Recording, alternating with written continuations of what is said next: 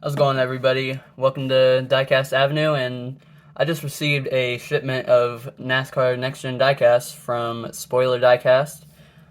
Check them out in the link in the description below.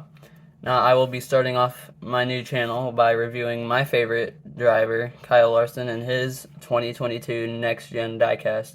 So here you can see the new packaging, very different. Got the little tag there that they usually have on all the Gold Series diecasts. This is what the back of the packaging looks like. Lionel Racing official diecast of NASCAR. And Spoiler Diecast is one of the official retailers for Lionel Racing. See, ages 4 plus. And let's go ahead and crack this thing out of the packaging. Okay, so right here, you can see Kyle Larson's Next Gen 2022 diecast.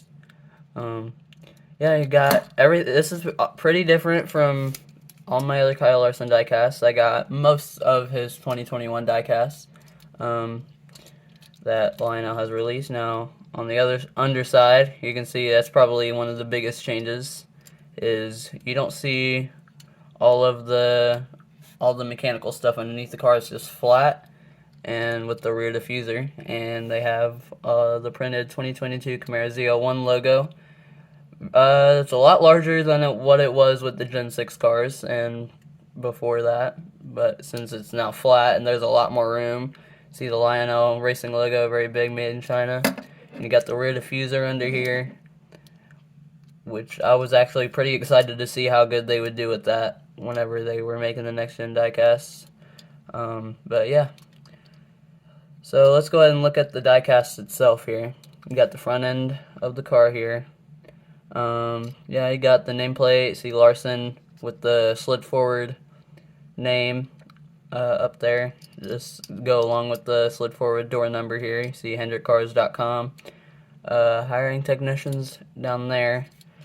On the rear of the car, see HendrickCars.com once again with the number 5 and the Valvoline logo over there. You got the Chevy bow tie, the Camaro logo, ZL1. Right side over here, same thing as the other side. You got Valvoline up here. You got the KL for Kyle Larson up there. Camera's struggling to focus, but it's alright. And yeah, you see the exhaust pipe up here, as well as over here with the dual exhaust pipe that was added on this year. You can see the tires here, very different compared to a Gen 6. Now, I'll grab my Gen 6 Kyle Larson just to compare here. And here it is. Right here. Now just to compare, you can already somewhat see a difference here. On the front end, I do notice the difference that on the Gen 6s, the red and white little stripes here, they are more inward than what they are with this car. You can definitely notice it from looking from here. And also on the hood here is HendrickCars.com. You can see the roof flaps up here.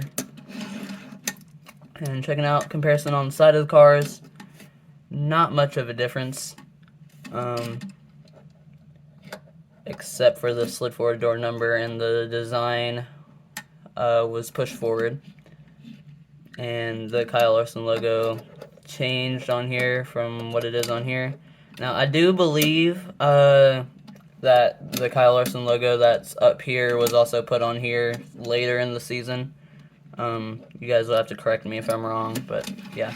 And also you can see the name is in its place before that it was before. And on the Gen 6s, it had the Hendrick Cars logo up here, and now it has the Hiring Text logo up here, and Larson in the same spot. And you got the deck lids here. This one has Nation's Guard on here, and this one has HendrickCars.com on here. And looking at the rear of the cars, not much of a difference here. This one just has the main Hendrick Cars logo, and this one just has the extended logo. And the Valvoline logo does look a slight bit bigger on this one here. Yeah, and then you see, as I was talking about earlier, the differences of the underside of the car here, and how tiny the all the print was. You can barely see it here if my camera will focus here. The Lionel Racing logo here, and right in here where my thumb is, you can see, you can't really see it, but it's where it says the 2021 Chevy Camaro ZL1 here. But yeah, so put this off to the side. Oh yeah, another thing, the differences in the wheels now. You can definitely look at that and tell. You can't really tell that there's supposed to be 6 lug nuts on here, but now going to this one with the new tire, definitely different, and also with the you can definitely tell the difference with the spoiler too.